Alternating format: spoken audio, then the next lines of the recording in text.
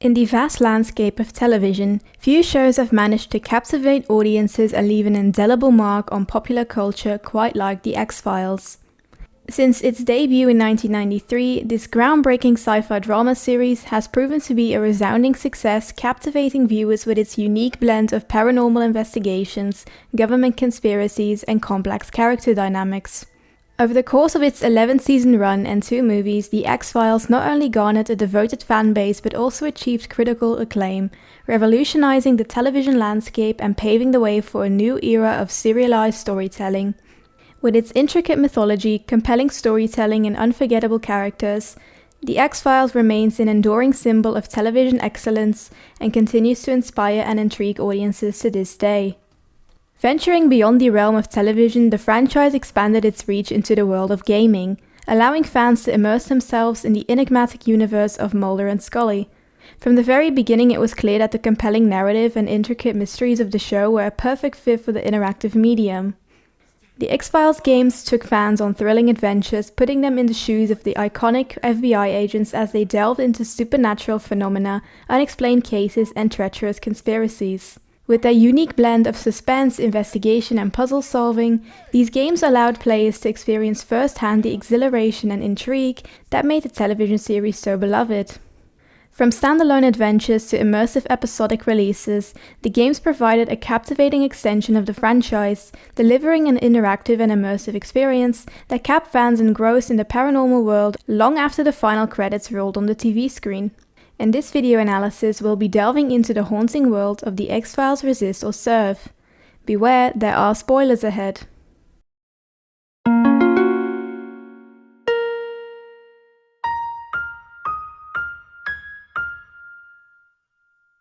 The X-Files Resist or Serve is a survival horror game released exclusively for the PlayStation 2 in 2004, and is the third game based on the series. It was developed by Black Ops Entertainment, a developer known for their line of sports games and 2 James Bond titles on the PlayStation 1. Their team size peaked at 30 developers in 2002, but the studio ultimately shut down in 2006, 2 years after releasing Resist or Serve. Resist or Serve was published by Vivendi Universal Games, the publisher that would merge with Activision 4 years later. At the time, however, Vivendi was mostly known for titles such as The Hobbit, AVP2, Predator: Concrete Jungle, The Thing, The Simpsons Hit and Run, and Scarface: The World Is Yours. The gameplay in Resist or Serve combines survival horror elements with third-person shooting mechanics. Players can choose to either control Mulder or Scully as they navigate through the atmospheric environments, encountering various enemies and puzzles along the way. For the sake of not making this video too long, I did cut out entire areas, puzzles, and combat. I highly advise you to play the game yourself if you want the full experience.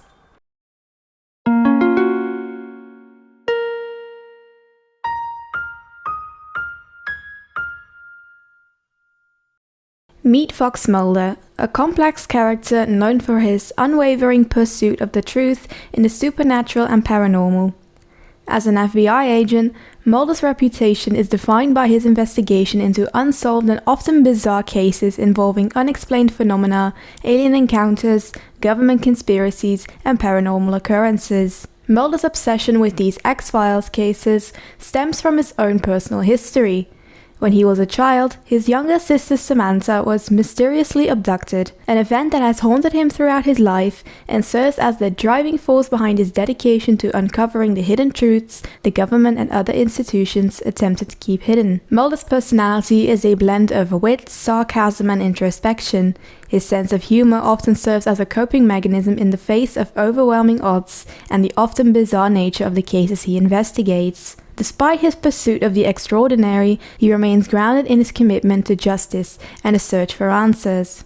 Mulder's beliefs often put him at odds with his colleagues and superiors, particularly with his partner and sometimes skeptic, Dana Scully. Scully is a highly intelligent and skeptical individual. Her background as a medical doctor brings a unique perspective to her work at the FBI, as she approaches cases with a scientific and rational mindset. Despite her scientific training, she is often faced with cases that challenge her beliefs and understanding of the natural world. Scully's personality is characterized by her strong analytical skills, attention to detail, and dedication to uncovering the truth behind the cases she investigates. Her relationship with Mulder evolves over the series, progressing from a partnership of necessity to a deep friendship and mutual respect. Their dynamic is a blend of intellectual debates, humorous banter, and emotional support. It's central to the success of the TV show. Resist or Serve serves as an ending to the story arc from the finale of Season 6 and the premiere of Season 7. Therefore, it's required to watch these episodes prior to playing this game, otherwise players won't understand the story in its entirety. Luckily, I'll explain everything you need to know in this video. In the season finale of Season 6, a metallic artifact covered with strange letters is found on the West African coast. Professor McMallen, who possesses a similar artifact, finds that the two fuse with each other when brought near one another. His mysterious death leads Mulder and Scully to investigate. The agents receive a rubber made from Skinner to help them with their investigation. Mulder suffers from a headache and has a hard time hearing Scully when near the rubbing, presumably because of the inscriptions on it. The agents meet with an expert in graphics analysis, who tells them that the symbols on the artifact are Navajo. It says, quote, "God created Adam, then secret knowledge was passed on to wise men and prophets. It's a method of storing the artifact's power. The person whose name is on the artifact can use those powers." Mulder, who continues to feel strange, declines Scully's recommendations to go to the hospital. Mulder explains that he senses a certain Dr. Barnes has killed Professor McMallen. Barnes has devoted his life to exposing any scientific or religious fraud, so although extreme, it explains his motive for killing McMallen. After McMallen's autopsy, the agents discover a high amount of cosmic galactic radiation, which comes from the artifact. Alien radiation. Mulder reads the scripture in a conversation with his supervisor Skinner, and it causes another migraine, which triggers him to read Skinner's thoughts. Assistant Director Skinner started supervising the X-Files in the latter half of Season 1, replacing Section Chief Scott Blevins. Initially, he acted solely as a supervisor to the agent's investigation of the paranormal. In the early episodes, it's unclear whether he's entirely independent of his actions or controlled by men such as the cigarette-smoking man. Eventually, Skinner begins trusting Mulder and Scully and becomes their ally, saving both of their lives on multiple occasions. He stands up to the syndicate that tried to control him, for which he frequently pays throughout the series. Apparently, Skinner is working with Alex Krycek and had taped this conversation with Mulder and Scully. I'll explain who Krycek is in a bit. A Navajo man that helped Professor McMallen translate the artifact is in the hospital dying due to his cancer diagnosis. We discover from his notes that a Bible verse was also inscribed in the artifacts, specifically Genesis 1:28, which refers to God creating Adam and Eve and commanding them to reproduce. Mulder tries investigating Dr. Barnes' office, but is pained by the many voices in his head from the students walking in the hallway. He falls to the ground in the stairway and is found by Krycek, who arranges for Mulder to be taken home. Krycek then finds Dr. Barnes and gives him the tape in which Mulder and Scully discuss the alien radiation with Skinner.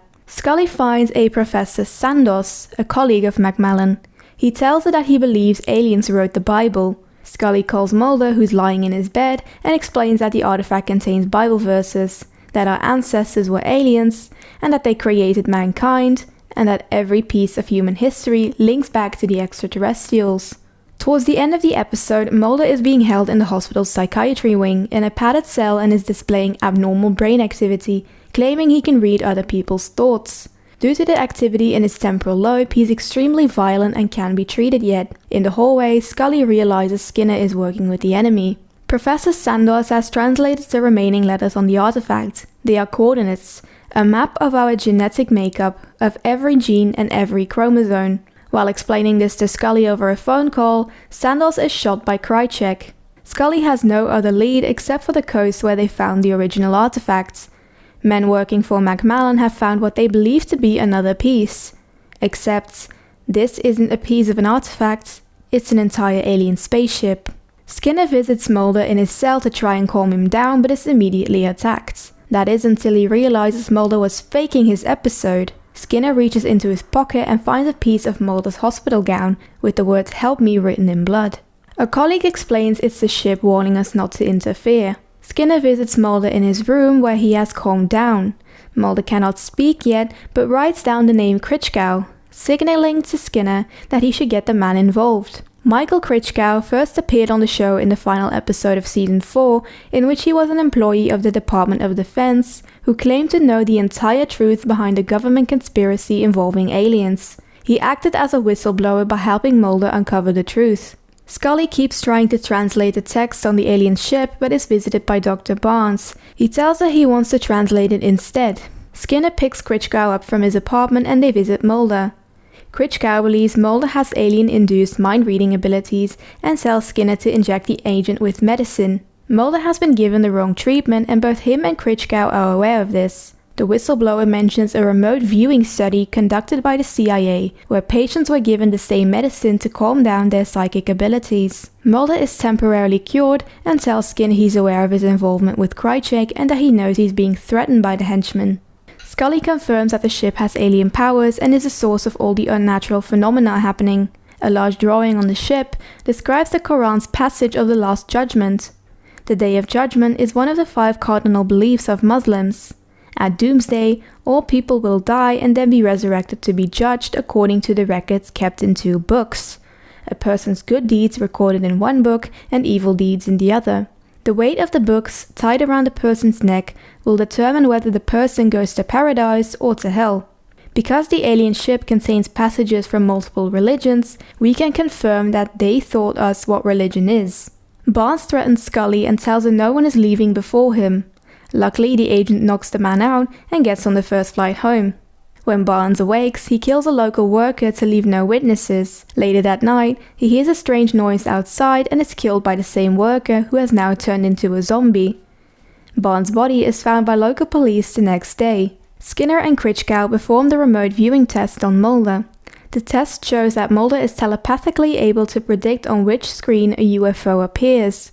Later, Mulder gets a seizure in his hospital room and his allies' plans are discovered by the hospital staff. Scully visits Skinner in his office and he explains what has happened to Mulder. Apparently his security has been heightened. Because of Scully's medical background, she's able to visit Mulder. She explains to her inanimate partner that he wants him to persevere and that she has found the key to every question ever asked. A puzzle they have yet to put together, but Mulder must remain hopeful.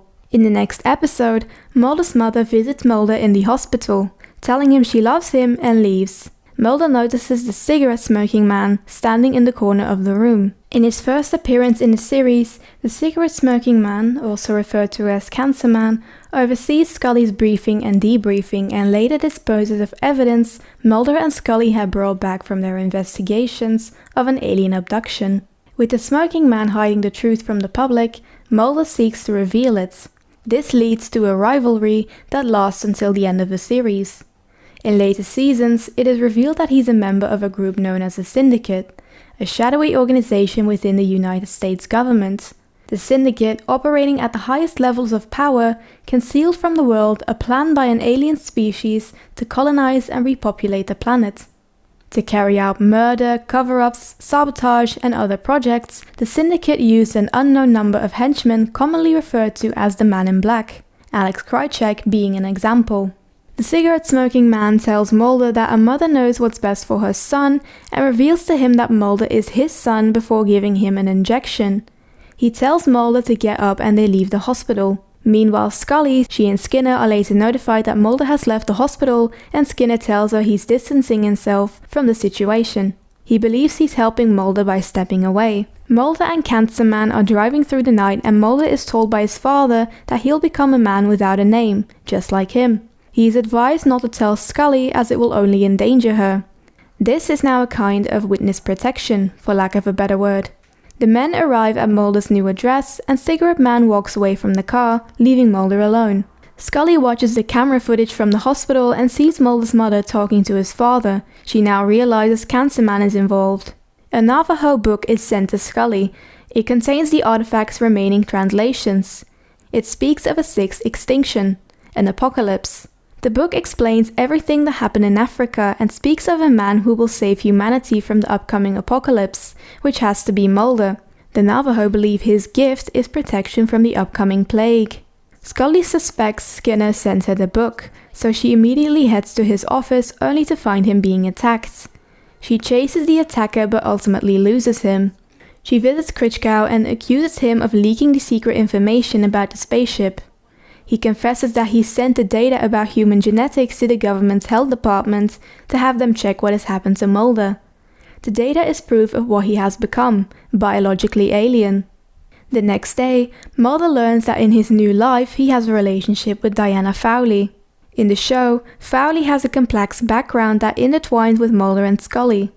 She and Mulder had a romantic relationship during their time at the FBI Academy, which ended when Fowley was assigned to a covert operation and went missing for several years. Her sudden reappearance in Mulder's life raised suspicions and rekindled their unresolved emotions. She is initially introduced as a high-ranking FBI agent with expertise in counterterrorism and psychology. However, her loyalties are often questioned due to her association with the Cigarette Man. She tells Mulder that Cancer Man lives down the road, and when they visit him, he tells them Mulder's sister Samantha and her 3 children live here too. Mulder is blasted by a wave of emotions, but the good news is cut short. Mulder's new identity is a dream he's having since leaving the hospital with Cigarette Man. In reality, he's strapped to a table in some kind of operating room, watched by Fowley and Cancer Man. Later, the Smoking Man is preparing to have portions of Mulder's cranial tissue, which have been infected and activated because of an alien virus, implanted into himself. During the operation, the Smoking Man admits that he believes that Mulder has become an alien-human hybrid, and that by taking Mulder's genetic material, he alone will survive the coming alien onslaught. He believes Mulder is his savior. Diana oversees the operation and notices Mulder has awakened. She panics and leaves the room because he now knows of her involvement. The man who attacked Skinner is revealed to be Krycek in a wig. He has killed Krichkow and has lit his apartment on fire, destroying any evidence of the alien spaceship. At the same time, Scully notices a card has been shoved underneath her door. It's the key card of the Department of Defense and she is convinced Mulder is there. She heads to the Pentagon to look for her partner. After the operation, Mulder is found by Scully and the two head home, where Mulder is nursed back to health. The agents have zero knowledge of the operation taking place. Scully tells Mulder Diana has been killed. She believes Diana was the one who sent her the book and gave her the Pentagon's keycard. She says that although she didn't know Diana's agenda, she feels sorry for Mulder. The show's episodes are installments of a 3-part story with the plot advancing in Resist or Serve, which takes place right after.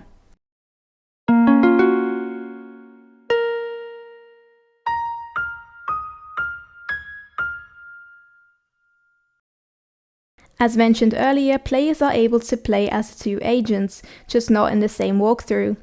Each agent has their own storyline with a few overlapping sections. Because of this, Mulder encounters different areas and enemies than Scully, and Scully uses weapons and items we never pick up as Mulder. I go more in depth about this later when I walk you through the story. I finished my first playthrough with Mulder and immediately played Scully's next. I'm happy I played them in this order because I do feel like Scully's playthrough felt more like a DLC instead of a fully fleshed out story. The reason why is because as Mulder, we go through a lot more boss areas with harder enemies. We also experience all of the major plot points as Mulder. You could technically only play his playthrough and only miss a few minor details. However, if you were to only play as Scully, you would miss most, if not all of the major story elements, making it very frustrating to understand the story. Save points in Resist or Serve are marked by an X taped against various objects. In the show, the tape on the window is Mulder's way of contacting his informants Deep Throat and Mr. X. He contacted them when he needed information on government projects concerning aliens, genealogy, and genetics. Both Deep Throat and Mr. X worked in the government on these projects. They were cryptic but often pointed Mulder and Scully in the right direction. Scully only used the tape herself when Mulder was missing and she wanted the informant's help in finding him. The save points are quite well hidden sometimes as you aren't required to enter every area or building you find. Other times the angle of the fixed camera obscures the tape a little bit. I find it a very immersive way of saving your game, and it reminds me a lot of Resident Evil, which typically uses typewriters as a save point. Similar in design to Resident Evil, we have an inventory where we can use, combine and examine the items we pick up along the way. We can check our health, notes and any maps we gather. I personally never used the notes or maps to guide me, as I found that the dialogue between the characters was always self-explanatory enough to nudge me in the right direction. Any codes or puzzle clues we encountered along the way were also saved in these notes, which I did find very convenient. Combat in Resist or Serve involves using a variety of weapons to fend off hostile enemies. However, the controls can feel clunky and imprecise at times, hindering the overall gaming experience a little. One thing I really like is that you can manually equip your gun and flashlight, and you always have to aim with R1 before you can shoot with X. It's a small detail, but I prefer it over just pressing X, and I guess it adds to the immersion. The limited resources and ammunition available contribute to the survival horror aspect of the game, adding tension and strategic decision making, but also frustration. There were times during Mulder's story where I accidentally softlocked myself and had to restart entire sections because I had too little healing items or ammo. Playing as Scully was significantly easier. You come across less enemies, and her playthrough focuses a lot more on puzzles. In a way, Scully's playthrough could be considered easy mode. Speaking of, puzzles are integrated into the gameplay, requiring us to find clues, solve riddles, and manipulate objects to progress. While some puzzles, mostly the ones with Scully, are thought-provoking, others can feel repetitive and overly simplistic. The puzzles being simple doesn't take away from the engagement though. I don't believe every puzzle in a game needs to be hard, and the ones that were took a very long time for me personally and frustrated me. I don't think Resist or Serve would have benefited from having a ton of these. Let's boot up the game so we can start our adventure. The game opens with the credits of the studios that worked on it: Vivendi, Black Ops Entertainment, and of course, Fox Interactive. When we press the start button, we can jump into the main menu, which shows us clips of the show. One of the options we can click are the special features. In this sub-menu, we can watch several clips that we unlock while playing the game.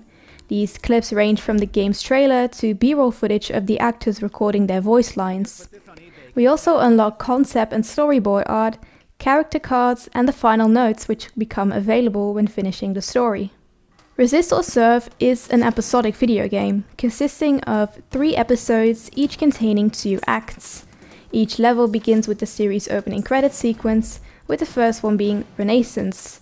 The title interprets the revival or rebirth of something dormant, a hint as to what happens throughout the story. Finally, let's enter the world of Resist or Serve.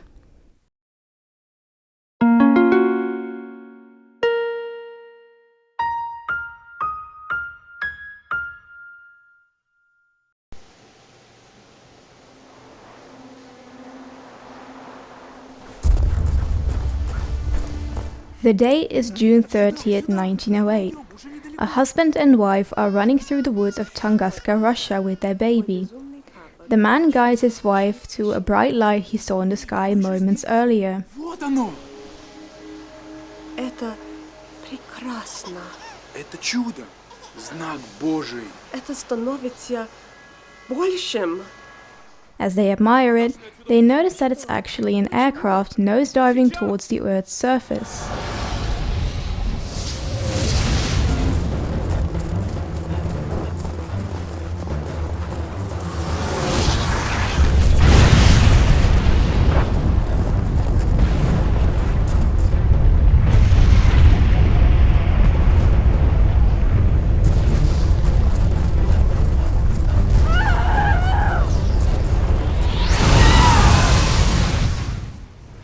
The crash's impact immediately kills the 2 adults.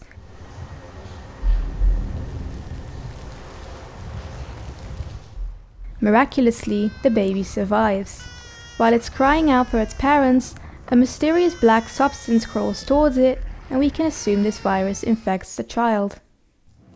In the present day, 16-year-old twin sisters Caitlin and Mandy Winslow have disappeared from the hometown of Red Falls, but they reappear 2 weeks later, coinciding with 3 mysterious deaths.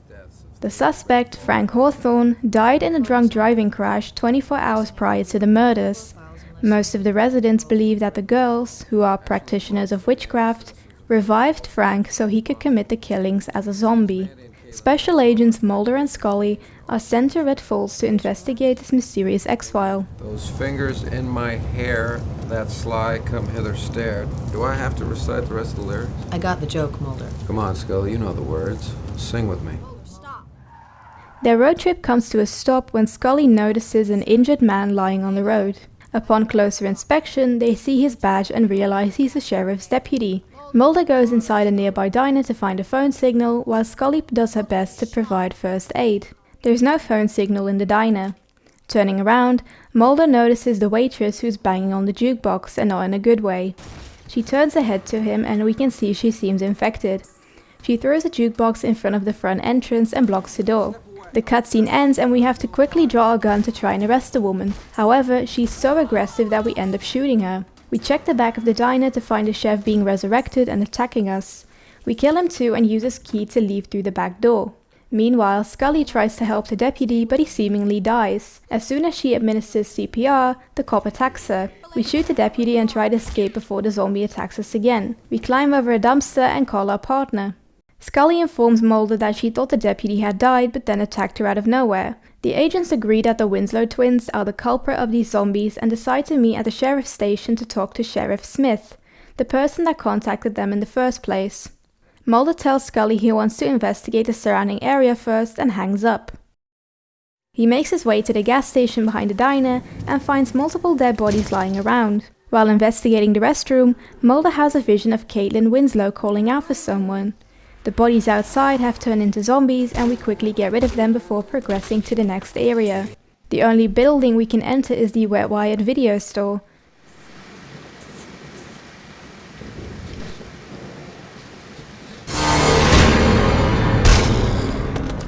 We kill the zombie inside and learn about Mulder's favorite movie.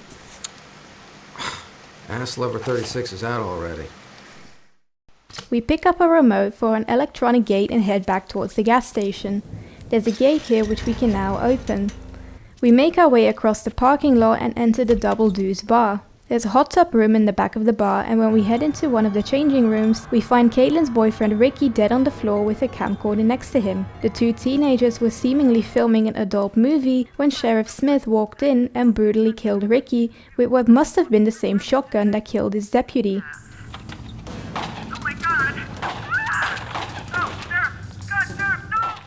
Mulder realizes Scully is in grave danger and we leave to go meet with her. On the way there, we come across the town center and see that Mandy Winslow has been hanged by the town's residents who accused her of witchcraft. The main road is blocked by a burning fire truck, so we enter the post office. We assault an elderly woman and steal her AK-47 before heading to the station.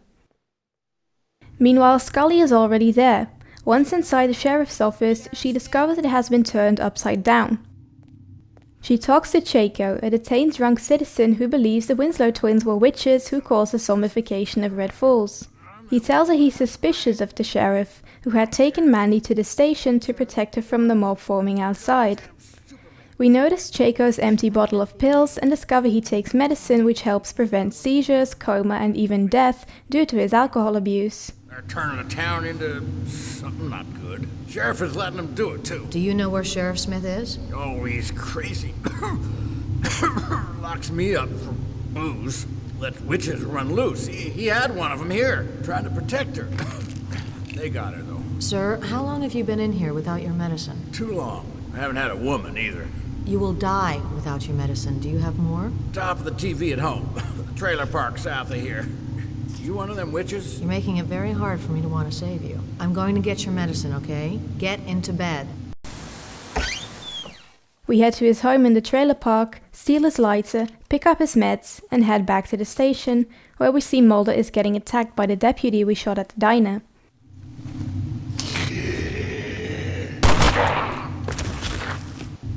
First, they're rising from the dead, and then they're taking cheap shots from behind. That's just bullshit. We shoot him once again, making sure he's dead now. Scully wants to give Chaco his medicine, but it seems like she's too late to save him. The agents reunite and decide to test the deputy's corpse for an infection, so they head to the local doctor's office to get the medical equipment to do so. Scully tells Mulder there's a crime scene lock on the exam room. The sheriff log sheet shows that the sheriff locked down the doctor's office because Dr. Dawson was wanted for the murder of his wife and receptionist. We break the log and enter the exam room where Mulder gets bitten by the doctor.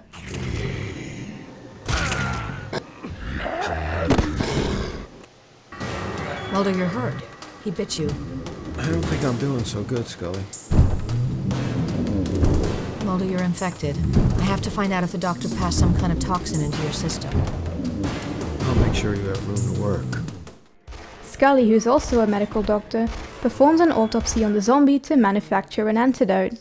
While Mulder fights off the zombies, Scully extracts a white substance from Dr. Dawson's corpse. We examine it with the nearby medical equipment and create the antidote epinephrine, more commonly known as adrenaline, a medication used to treat many life-threatening conditions.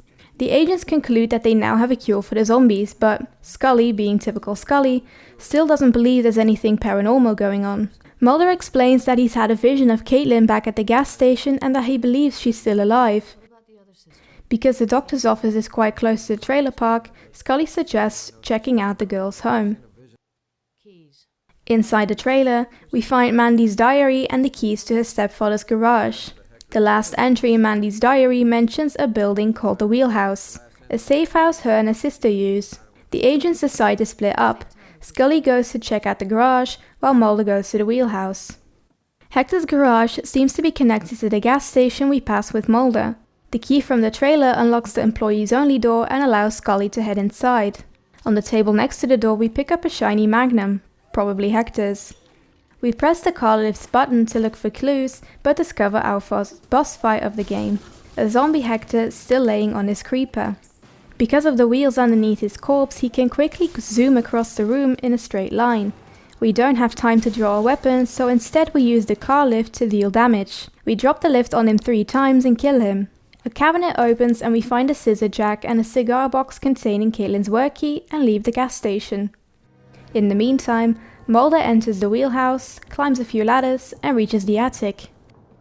In front of a fireplace there's a pentagram drawn on the floor with Caitlin's diary next to it. We pick it up and are greeted with another vision of Caitlin who is searching telepathically for her dead sister. So long as it harms no one. My God, these are innocent girls. Where are you? Caitlin, you're looking for your sister. It's safe here. I'm so cold. Mulder realizes that these girls didn't mean to harm anyone with their witchcraft and that they aren't the reason why the entire town has turned undead. Caitlin's diary claims she was used by Dr. Dawson. Mulder calls Scully and explains to her that the Winslow twins are innocent. He does believe that the girls were used for a larger purpose, to divert people from some sinister truth. Apparently Caitlin's diary contained a paragraph about her asshole boss at the shop Easy. Coincidentally, Scully just found Caitlin's work key.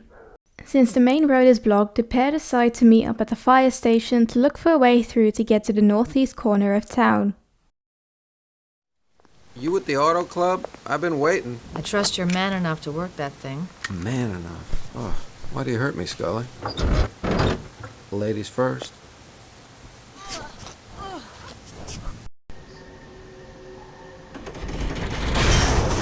Mulder? I told you I didn't know how to work this thing. Now what? You keep going, Scully. I'll find another way around.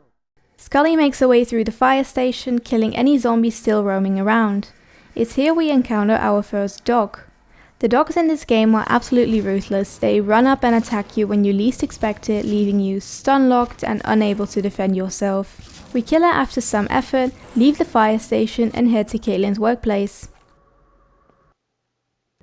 While Scully is already on her way to the shop Easy, Mulder goes back towards the video store and while passing through the post office, he gets a text message from an unknown number telling him to quote, check box number 10 to 13.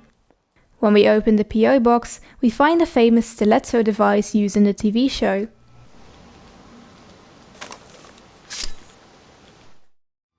A stiletto is a device designed to kill aliens and human-alien hybrids by stabbing them in a vulnerable area, which is the back of their neck.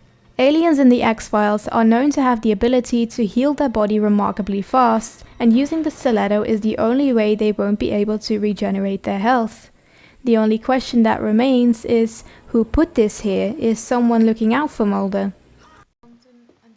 We proceed our quest to find a way through the northeast part of town and head back into the video store, where we find a secret hatch behind the couch that leads to the outside. When we crawl through, we meet with Scully.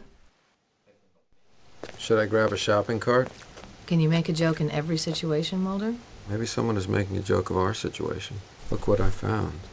The stiletto used to kill alien life with a stab to the back of the neck. Mulder, what does it mean? I don't know. Scully uses Caitlin's work key to open the back hallway, where we find Caitlin in the freezer. She's in hypothermic shock, so we have to get her out of here ASAP. We're standing in the aisles when Sheriff Smith bursts in with his shotgun, clearly looking to kill Caitlin. Mulder notices his eyes are filled with the black substance we saw earlier in the intro, and tells Scully to leave through the back door.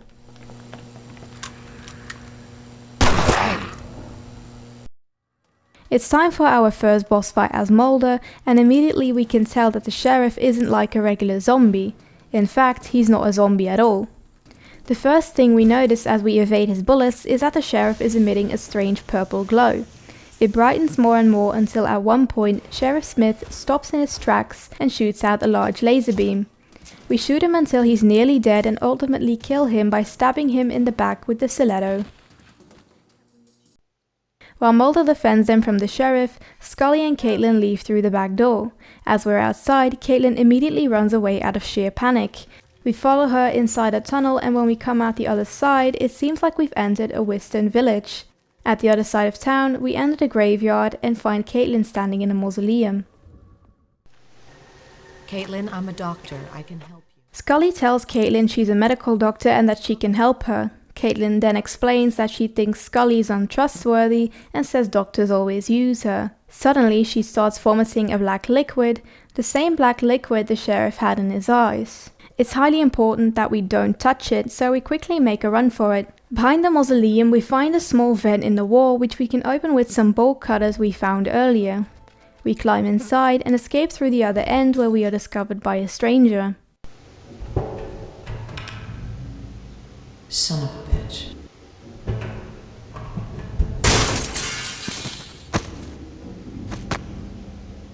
Who the hell are you?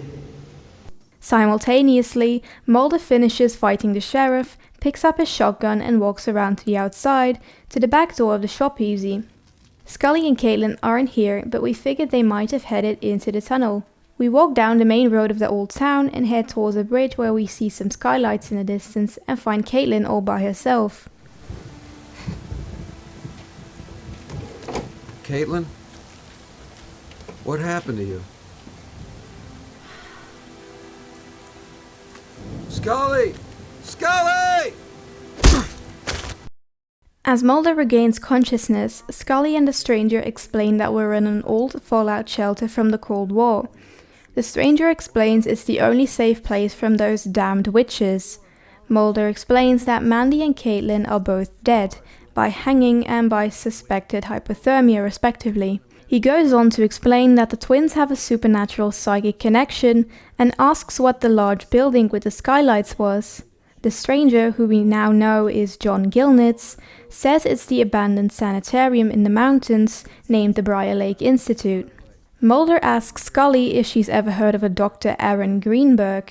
She has. Dr. Greenberg is a supporter of the supposed link between quantum mechanics and paranormal psychology, and according to Mulder, he works at the Briar Lake Institute. Whatever happened to Red Falls, Mulder believes that the answer can be found there. John Gilnitz shuts down that idea immediately and leaves the room. The other survivors say that Gilnitz is the one that led them into the fallout shelter, but that he isn't a resident of Red Falls. Scully reveals that she saw a note in the sheriff's office that read, John Gilnitz, Briar Lake. Mulder replies that his name was also in Caitlin's diary, in which she accuses him of drugging the twins. Because of their gift, Mandy and Caitlin must have been experimented on by doctors there. If they were infected with the black substance at Briar Lake, and Sheriff Smith was trying to protect Mandy from the townspeople, it would explain how the sheriff got infected. Mulder tells the survivors to evacuate immediately while the agents go arrest Gilnitz. Before the survivors have a chance to escape, Gilnitz blows up the shelter, leaving no witnesses. Mulder and Scully were able to escape into the mine shaft connected to the shelter. We put on a pair of night vision goggles left here by Gilnitz so he could escape through the mines, and guide our partner towards the exit, killing the zombies we encounter along the way. We climb the ladder and reach the cable car station.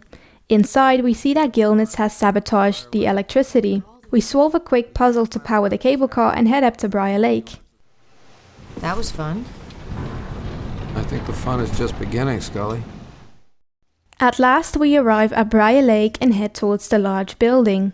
Scully stops and collects a sample from a plant called Datura. Mulder explains that Datura counteracts tetrodotoxin, an ingredient used by Haitian witch doctors for zombification. Scully explains that Datura is a poisonous species, but it has been used to counteract toxins like tetrodotoxin, so the plant is more of a cure than a cause. Scully still thinks the idea of zombies is too far-fetched, even though she's already been on 7 seasons of The X-Files so far.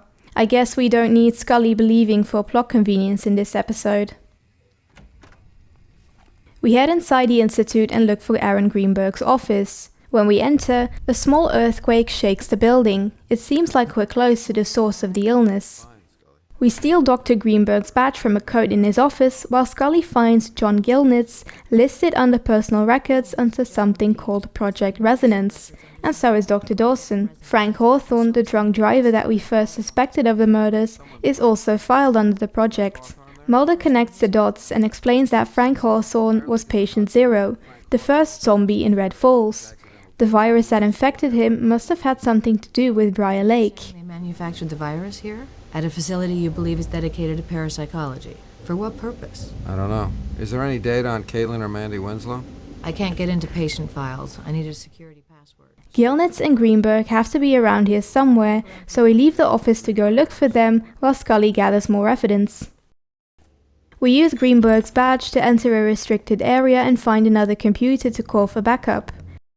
It's here we first meet with the lone gunman, Mulder's lifelong friends. He turned to them numerous times when needing information or when he needed to access highly guarded government institutions. The team consists of Byers, a conservative guy with some knowledge of genetics, medicine and chemistry, Frowicky, a skilled computer hacker who has a hardcore crush on Scully, and Langley, another hacker with at least some scientific knowledge. The group has their own spin-off show with the same name where they uncover government conspiracies. Mulder asks the lone gunman if they can hack into the system and provide him with a code for the security system. The group explains that they know Briar Lake has received a large donation from an anonymous source in the past and gives us the code. We write it down for Scully and take the elevator to the basement. While Mulder goes out to look for the suspects, Scully guesses the password to Project Resonance correctly and downloads the twins' file, which opens another door in the office.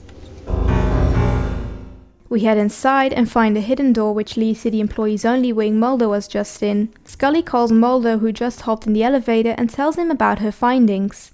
Apparently, the scientists at Briar Lake were trying to clone Caitlin and Mandy due to their psychic connection to each other. And now that Mandy has died, Mulder is linked with the severed connection, which explains his visions of Caitlin.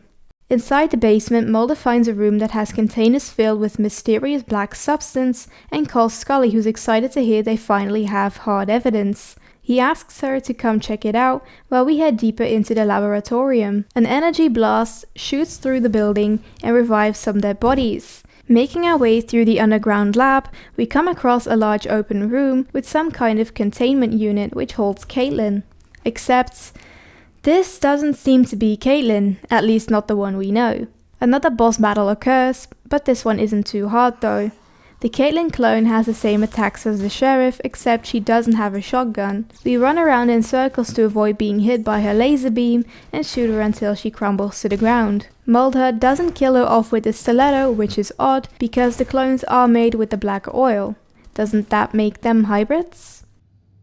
Moving along, we enter the security office where we unlock the containment facility and the armory. We pick up a shiny M4 carbine from the armory and walk into the containment facility. Here we find some researchers who Mulder asks for an explanation. Panel. You cloned those girls.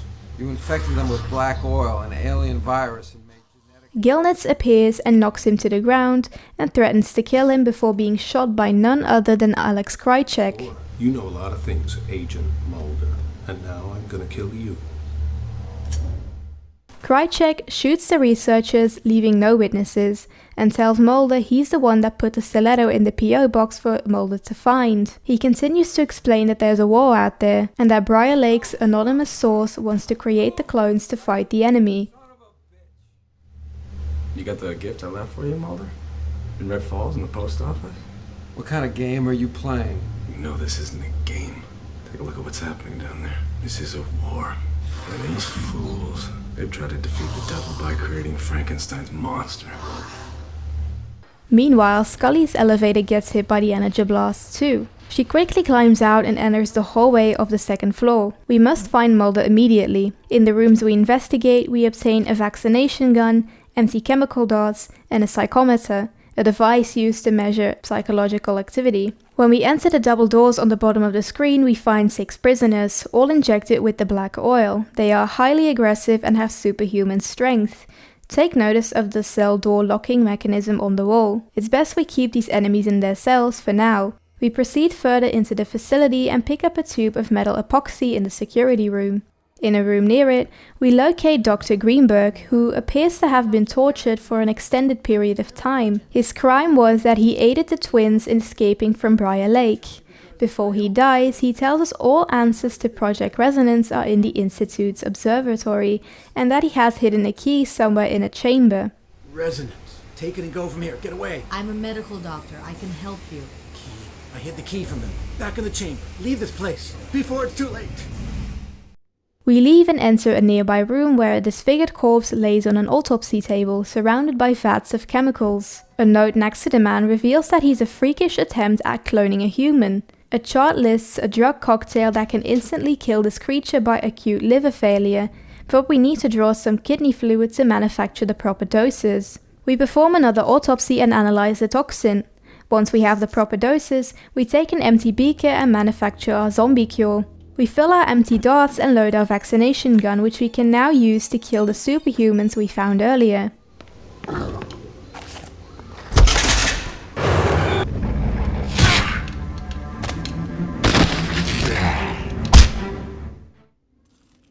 Strangely, one of their corpses held a key to the so-called test room. Inside, we find the chamber Dr. Greenberg told us about, but are locked inside by a scientist who survived. The body inside the chamber holds the observatory key and the screwdriver, which we can use to escape. When we get out, we see someone kill the scientist who locked us inside. Could it be Mulder, John Gilnitz, or is it someone else?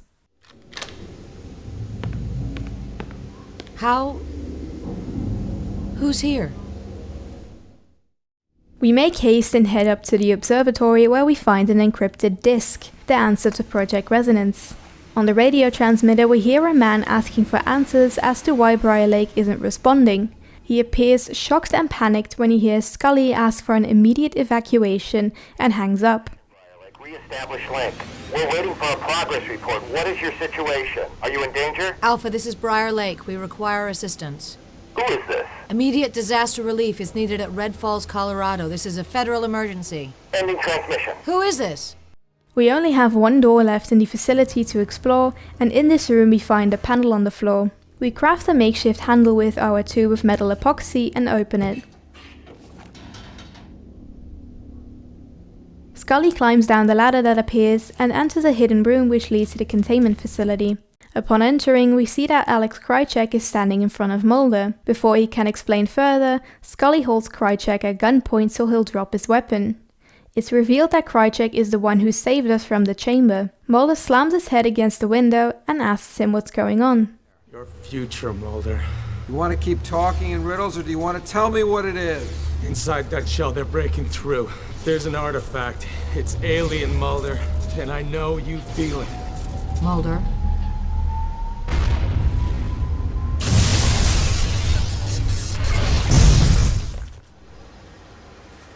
Mulder, we have to get out of here. It's happening again. Krycek!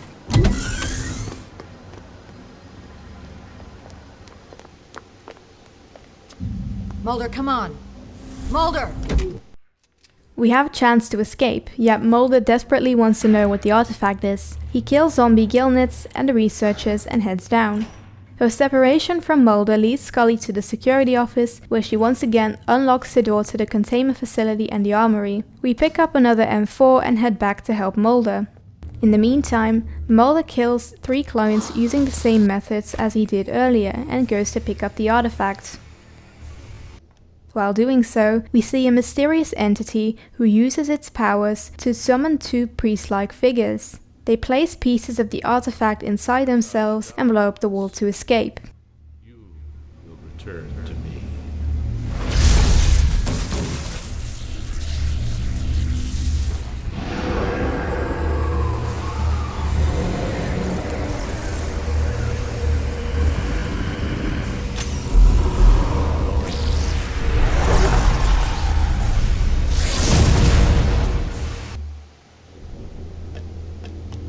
Mulder, what happened?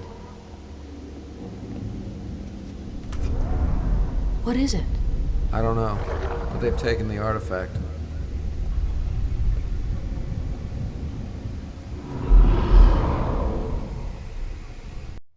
Scully joins us and we see one of them resurrect the clones. We kill both him and the clones with the M4, and Scully can also kill Caitlin's clones immediately because of the vaccine she created earlier. We reunite with our partner and escape through the hole in the wall. Once outside, a helicopter comes to pick us up, but we don't know who sent it and our only choice is to get on.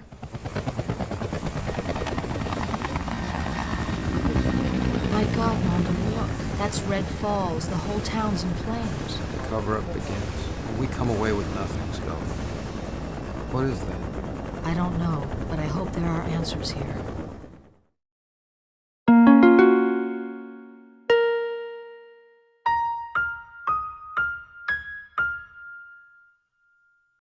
Resonance is the second episode of the game.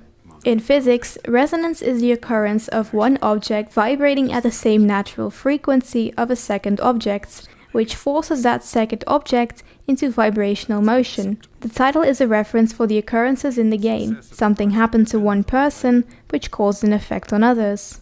The episode begins and we see Krycek inform the cigarette-smoking man of our knowledge, who isn't too happy with our in-depth involvement in the project. We jump back into the game and we're now in Assistant Director Skinner's office. He debriefs and informs us that Red Falls has been burned to the ground.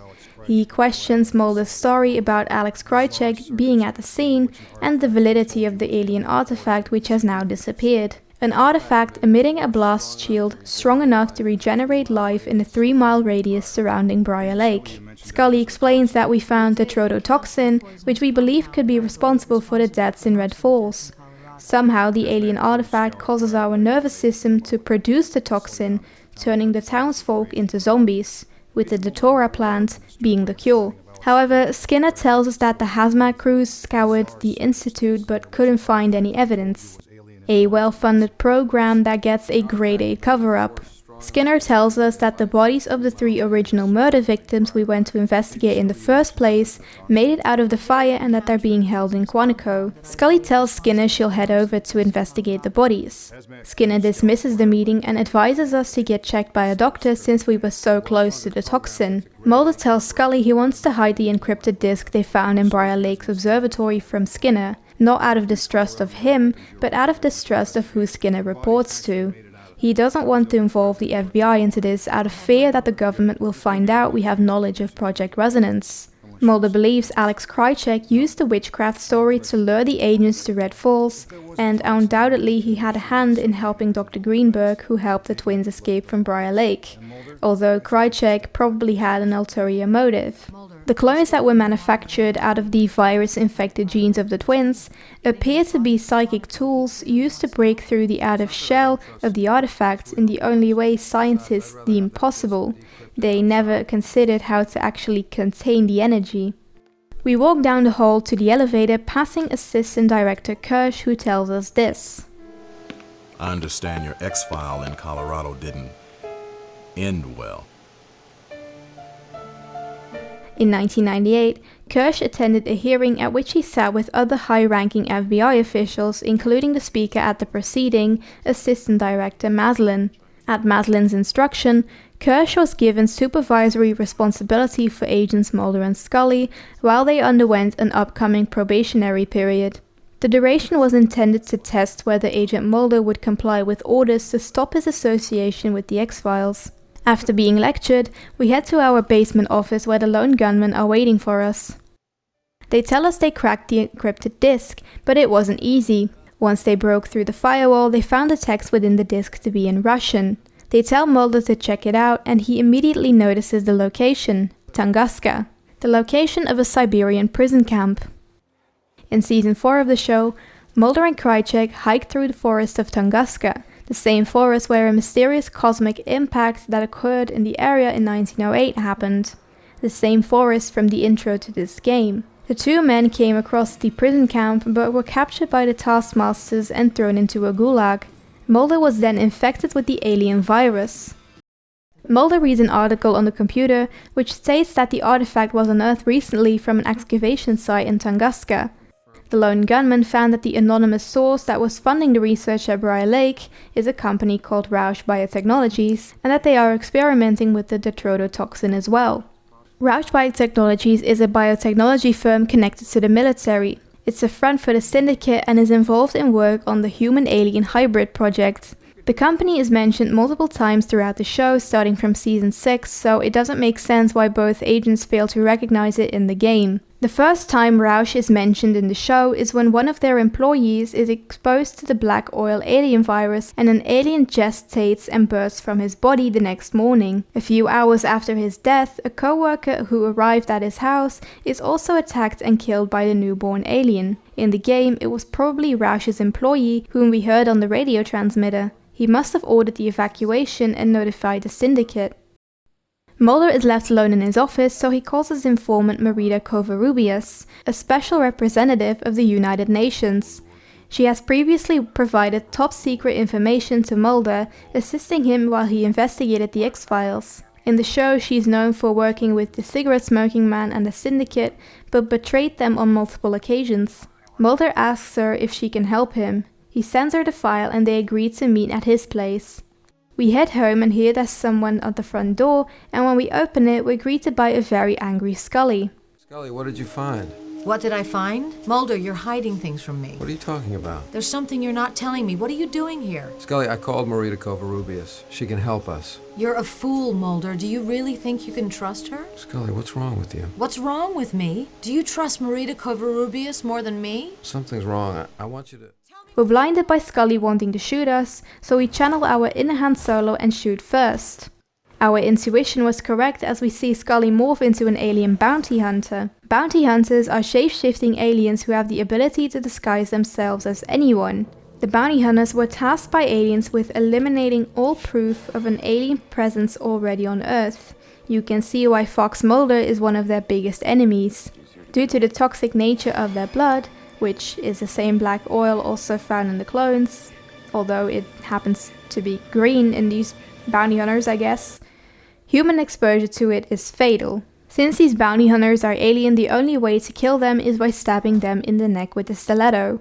We don't have one on us right now, so we try to outrun him. Notice how the fish tank is now bright red and the walls are crumbling.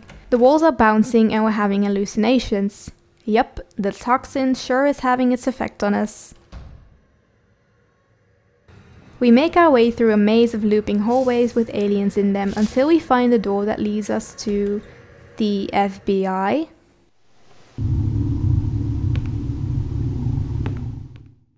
We head into Skinner's secretary's office, but she shouts at us in German. Sie sind zu spät, ist jetzt da, go schnell. You're too late, he's already here, go quickly. We head inside his office and see Skinner is wearing a German uniform from World War II. He greets us. Ich warte nicht gerne. I don't like waiting. Do you know why you're here? This isn't real. I told you to back away from this case. Take the gun. Why? Take the gun, Mulder. Trust no one, Agent Mulder. What am I supposed to do? Kill him. Kill him, Agent Mulder. So helpless. To know that I can pull this trigger. I'm the reason you're alive, Fox. But while I hold this power, you'll learn that there is still a greater one. A power I need you to destroy. Now, kill him. German officer Cancer Man disappears from our delusions and Skinner's assistant bursts in with an AK-47. We kill her and Skinner quite quickly and steal the weapon before heading out the door. We're in our apartment once again and want to head towards the kitchen for a glass of water. Instead, Mulder is greeted by the rest of the team who inform him he's infected by the detrodotoxin. Scully instructs him to lay down while the lone gunmen tell him they found a direct link between Rausch and the alien conspiracy. They traced the company's digital data back to 1947 and found files about Roswell, an infamous event where conspiracy theories claimed that debris from an alien spaceship had been covered up by the government. Scully insists that Mulder lays down so she can inject him with the antidote. Taking a brief look at our apartment tells us we're still hallucinating, so we can't trust Scully just yet. We run at the door, kill some zombies and leave the building. This area on its own, ladies and gentlemen, is why I love this game so much. It seems like we're in hell. We walk towards a beautifully designed cathedral on blood-stained pavement and enter it, and when we're inside and make our way through, take note of the amazing orchestral music playing, which is somewhat reminiscent of Resident Evil.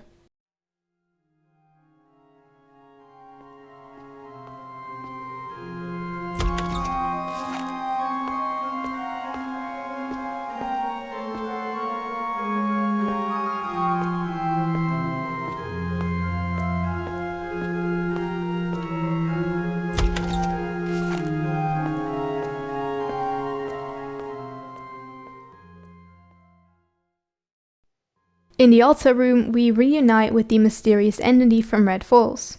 He preaches to Mulder, telling him that he can speak to the angels who help him deliver the Last Judgment, the Day of Reckoning. Before Mulder can ask him who he is, the man vanishes and two priests appear. We try to resist but get overpowered by the entities. We wake up from our nightmare as Marita injects Mulder with her own antidote. We ask her how she knows about the cure, but she brushes it off by saying she read the files we sent her. Suspicious. We tell her about the artifact and its destructive powers and go to call Scully. Marita cuts us off and says she's already arranged transport to Tunguska, but we must leave immediately.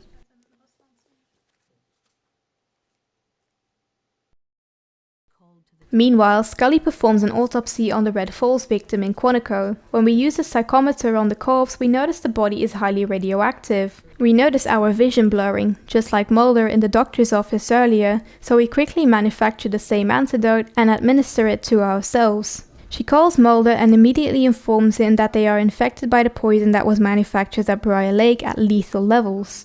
He tells Scully they're radioactive due to the artifact, as Marita told him. Mulder tells Scully he's heading to Tunguska and advises her to investigate Rausch Biotech with the lone gunman. The gunmen arrive at Quantico too, and just like the 20th episode of Season 6, the dead body on the table causes Langley to feel nauseous. The gunman tells Scully that Rausch has received a shipment from Briar Lake, and not just any shipment, bodies. We devise a plan to infiltrate the company, and later that night the team is parked in front of Rausch. And the men explain that they were only able to create identification cards for level 1 security. Byers will join us to help bypass security, while Langley and Vroicki will stay in the van to check the security cameras. Once inside, we must hack into the system and give ourselves access to further levels. In the company's server room, we break the firewall security to allow Langley access to the cameras. When we proceed further into the building, we pass a greenhouse filled with the Datora plant. In one of the offices we find a data disk which suspiciously contains information on Mulder and x-rays of the bodies from Briar Lake. The x-rays reveal that the artifact is stuck inside the corpses. Scully is baffled and explains to Byers that the corpse's organs also don't match those of a regular human being. In fact, this man doesn't have any organs. We update our security card and take the elevator down into the morgue where we find the bodies of the priest-like figures we fought against. We quickly perform an autopsy and extract the artifact. Upon examining it, Scully notes that its markings bear resemblance to the artifact discovered by the Doctor in the show's finale of season 6, and that this artifact must have had the same cosmic galactic radiation. Scully realizes that Mulder seems to be undergoing the same brain activity that nearly killed him months earlier, and the radiation would explain his visions. Langley calls us and tells us we're discovered. Frowicki has already been captured and security is heading our way. Byers tells us to hide while he takes the blame and asks us to help him escape later.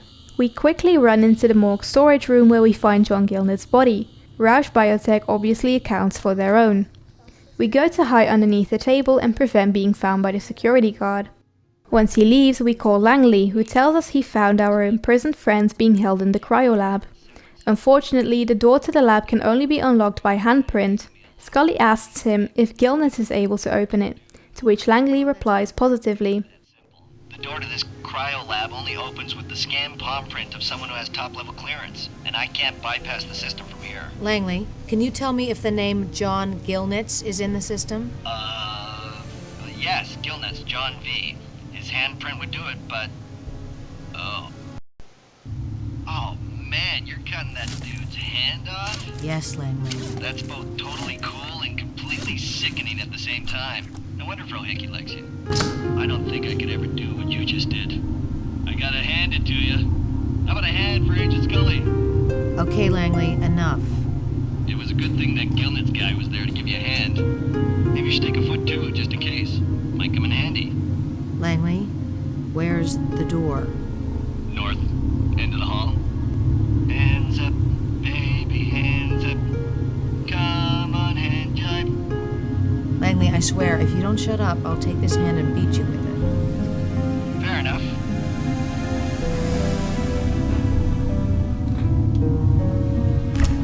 We head to the cryolab and see a room filled with cryopods, some empty and some containing aliens. At least one of them is alive, so we quickly ask Langley for more help. He tells us to use the computer to send him the security controls of the prison cells. When we reach the computer, we use it to read the disk we found earlier as well. On it, Scully is shocked to find pictures of Mulder's brain surgery. Oh my god. Agent Scully, we're in. The door is open. Langley informs us that he's done, and timing couldn't be more perfect since 2 aliens broke out of their pods. We outrun them and go to help our friends. They thank us and we make haste to escape the facility. Once we're in the hallway, the artifact blasts one more time, shutting down the power and melting Mulder's disk. The artifact floats through the wall and back into the corpse we just examined. Incredibly hot. It melted the optical disc. Look!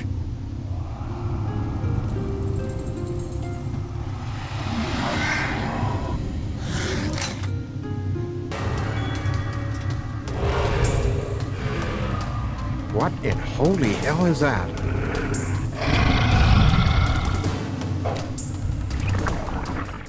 We make a run for it and turn on the backup generator, picking up a shotgun next to it. Finding a weapon in resist or serve usually means that a boss fight is about to happen, which is the case here too. When we cross the greenhouse again on our way out, the priest from Briar Lake tries attacking us. Because of his fire powers, we must turn the water valves and activate the sprinklers. This allows us to shoot him without taking damage ourselves. When he's dead, we steal the artifact once again. Scully explains to our allies that she believes the priest is merely a hallucination brought on by our exposure to the corpse's cosmic galactic radiation. Langley opens the door for us and we leave the company. Mulder is not answering his phone. He must already be in Russia. Byers tells us he believes the priest was in fact a real man, but Scully still doesn't buy it.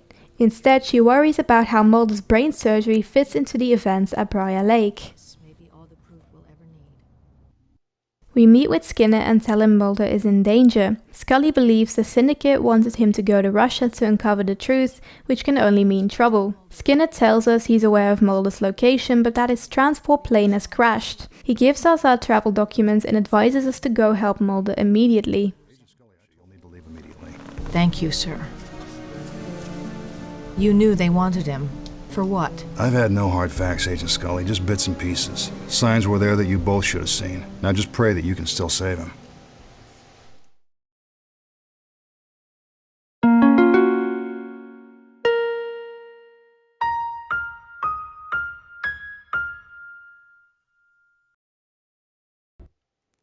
We finish off the game with the episode Reckoning.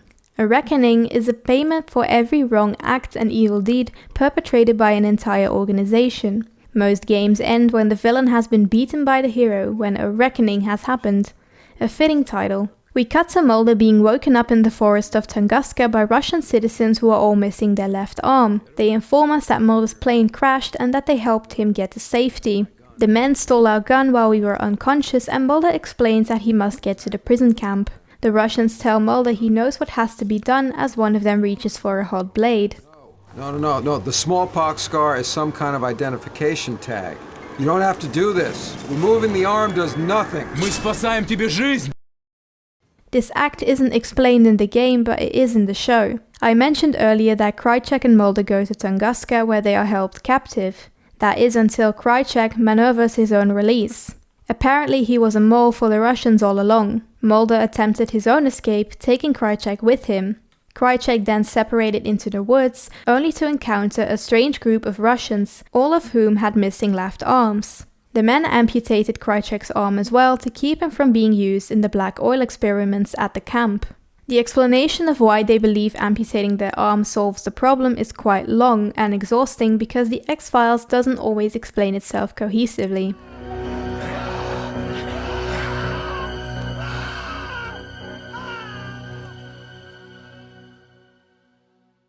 In the second episode of Season 3, Mulder and Scully find a large complex of filing cabinets containing smallpox vaccination records and tissue samples. Early in the episode, Mulder was given a digital tape by a hacker who had discovered government files relating to the Syndicate and their cooperation with the aliens. This tape led them to the mine which housed all the files. They showed that through smallpox vaccinations, the government had tissue samples of all Americans and kept files on everyone. They did this because they were working with aliens towards colonization, and now, because of the smallpox vaccination, everyone had this black oil virus in their blood, which could be activated to turn everyone into alien hosts. The Russian men that helped us are aware of this, so they cut off their entire arm to make sure the government can turn them. Most likely, the X-Files writers decided on amputating the left arm since more people are right than left-handed and vaccines are given in your non-dominant arm.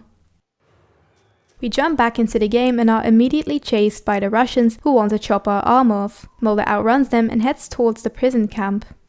We search the barracks to look for a weapon. We find a handgun and a shotgun and head outside. It's been a while since we've had another boss fight. The entity seems to be at the prison camp too. He uses his magical abilities to teleport to multiple corners of the area and resurrect the corpses of 2 wolves I shot earlier. We run around a small area and kill our 3 opponents.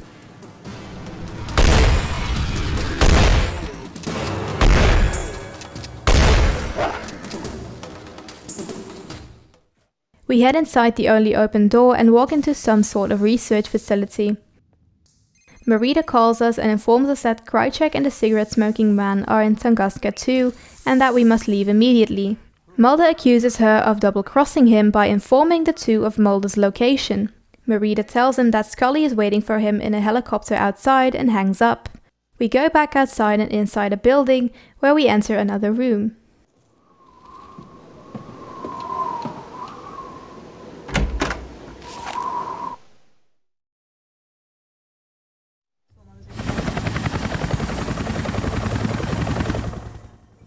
At last, Scully also arrives in Tunguska by helicopter and tells her pilot to wait for her and Mulder. We kill the zombies we encounter in the barracks and pick up an AK-47 and a gate key. When we walk through said gates, we see Marita enter one of the buildings. We follow her and enter the same facility Mulder was in earlier.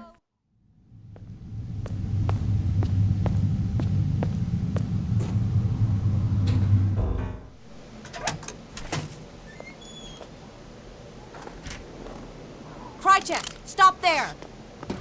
When we're outside, we see Krychek escape but are unable to capture him. We retrace Mulder's steps and find him in a building nearby. We see the cigarette-smoking man hooked up to a machine. He's surprised Mulder's still alive after the plane crash, but before Mulder can respond, Krychek strikes him down and says he's alive. For now. Mulder has another vision of the mysterious man who calls us the tool of his destruction. He regains consciousness as Scully takes off his handcuffs. Mulder informs her that their arch-enemies are here. He continues by saying that the Cigarette Man is using Mulder to locate the alien spaceship that crashed in Tunguska in 1908, and that the machine he's strapped to has heightened his awareness. Somehow, the alien virus Mulder was infected with has connected him to the ship. Scully interrupts him by reporting her findings at Roush Biotech and explains that she saw a film of Mulder and Cigarette Smoking Man and the brain operation that they had.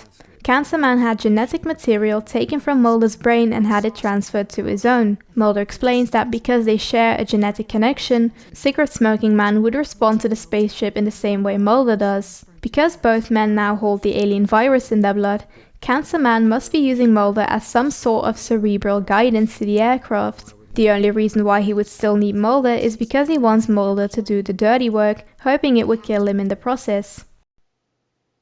We leave the building and find Merida, who was imprisoned by Krychek after he found out she lied to him by telling him Mulder died in the plane crash. Scully confronts her about luring Mulder to Tunguska for the Smoking Man, but Merida dismisses it, claiming that she wants Mulder to uncover the truth, but that she didn't know there was a power here in Tunguska, a force, the entity that Mulder encountered. She explains that once the outer shell of the artifact broke at Briar Lake, the mysterious man became a conduit to the power of the alien artifacts. Cancer Man believes that Mulder can resist the power to serve the aliens, possibly because of his alien DNA. She tells us the two men are on their way to the spaceship, so we leave to follow them. We head back inside the research facility where a toxic waste container explodes and separates us from Merida. We quickly head back outside to avoid being killed by the toxic gas. Mulder tells Scully to go get the helicopter while he looks for Krychek. Since he planted the explosives, he can't be far. We're separated once again. Scully walks through the camp's gate and heads towards the helicopter. We lift off, but the pilot is acting strange. When he turns around, we realize he's been turned too. Meanwhile, Mulder enters the building he was held captive in and catches Krychek, who informs us Merida is presumably dead. We threaten to kill him and run outside to catch him. Once outside, we can see Scully arrive with the helicopter, however, instead of landing, it crashes into the ground.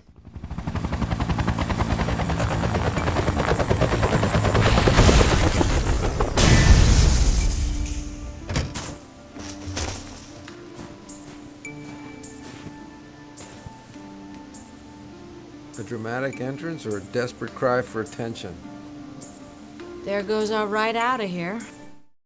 The helicopter is a no-go, but luckily there's a truck nearby. We leave the prison camp and head towards the final stretch of the game.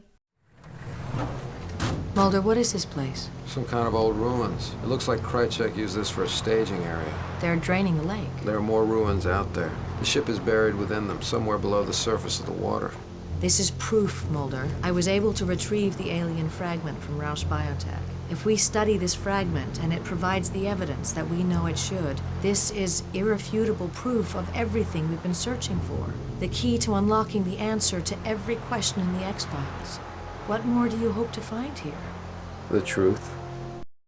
The last act of the game starts at some old ruins somewhere southwest of Tunguska. We find a Special Forces helicopter that the Cigarette Man and Krychek arrived in, but the pilot has turned into a zombie. At this point, I questioned why the Cigarette Man and Krychek hadn't turned undead yet. I guess it makes sense for Cancer Man since he has a piece of Mulder's alien DNA inside of him.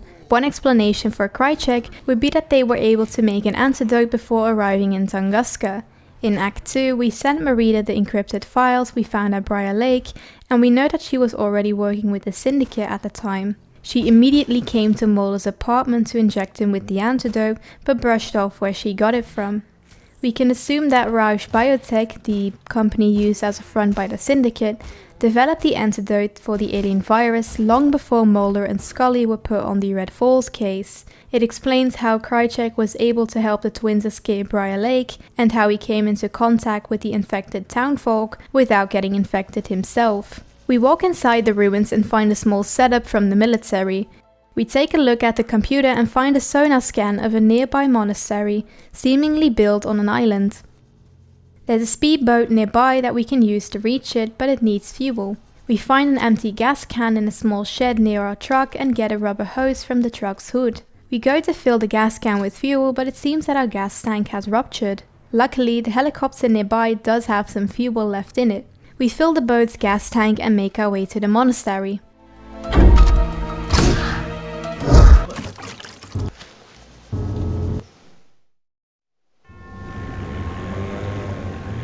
I think we hit shallow water here, Mulder. I can't see the bottom, Scully.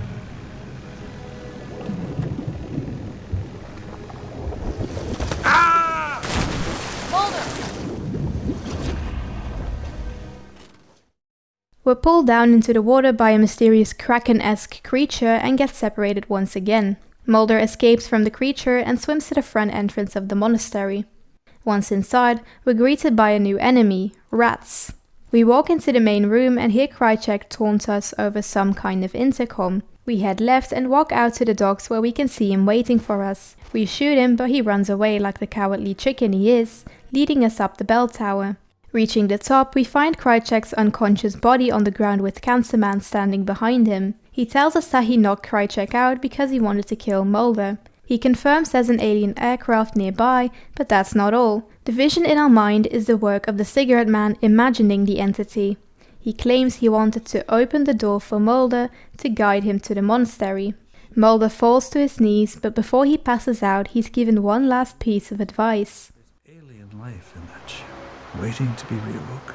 What have you done to me? I'm opening the door for you, Fox. The path is yours to take.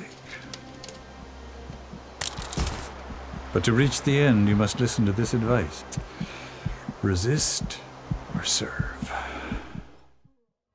When Mulder recovers, we can see we're alone again. We head back down and into the monastery, while the X-Files theme song slowly plays in the background, indicating our story with Cancer Man and Krychek is finished. Once inside the monastery, we encounter our first mini-boss of the episode. This enemy is quite similar in looks to the enemies we fought at Briar Lake, though this one does not possess a piece of the artifact. It has the ability to astral vomit and send glowing orbs that follow us around the room. We shoot him until he dies, and we pick up a key from his body which we can use to unlock the back door.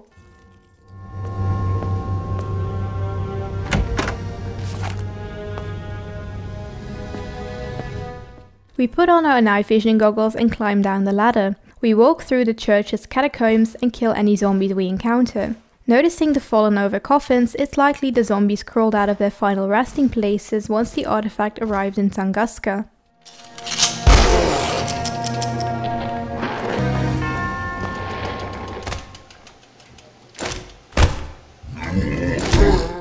In the meantime, Scully is safely ashore the ancient sunken chapel. We navigate the ruins to look for Mulder and immediately stumble upon a boss fight. This man isn't too difficult to kill though. His attacks are the same as the one Mulder encountered earlier, so we quickly get rid of him and go look for Mulder. Eventually, we're relieved to find our partner and climb up a nearby ladder. We're now inside the rundown cathedral. As we walk down the aisle, we can see another figure standing in the chancel of the church.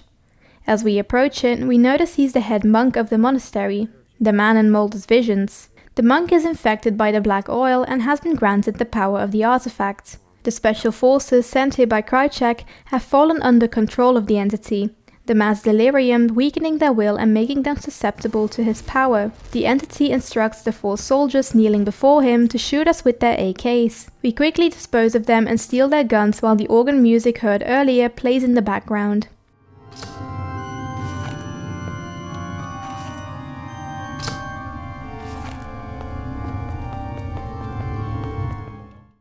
The monk has disappeared through the large double doors. Upon closer inspection, Scully notices the alien symbols carved into the wood. We conclude the alien spaceship and the artifact must be behind these doors. The agents make a plan to stop the entity. While Scully tries cutting off the entity's power source, the artifact, Mulder searches for the spaceship. He finds a secret room behind the wall and sees a large hole in the middle of it. As soon as Mulder leaves, Scully's met with yet another priest. We quickly kill him with our AK and pick up the key from the monastery doors. Once again, the alien power source must be in the chamber behind these doors. If there's a way to cut off or block the alien energy, this man will no longer be a conduit for its power.